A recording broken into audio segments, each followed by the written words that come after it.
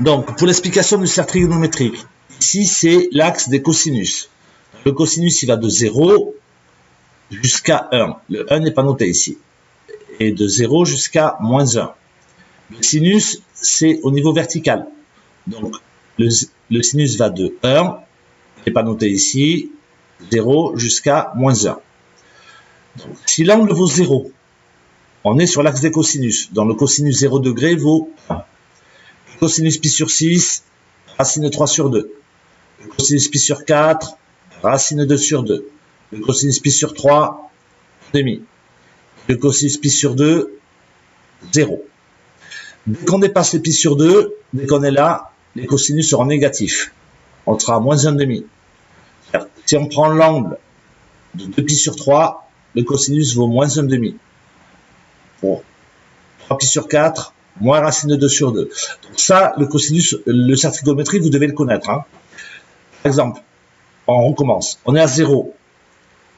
Pi sur 6. Si je suis à pi sur 6, ici, je suis aussi à moins pi sur 6. Donc, sinus moins pi sur 6, racine de 3 sur 2. Sinus moins pi sur 4, racine de 2 sur 2. Donc on le dit comme ça. Moins pi sur 6, moins pi sur 4, moins pi sur 3. Voilà.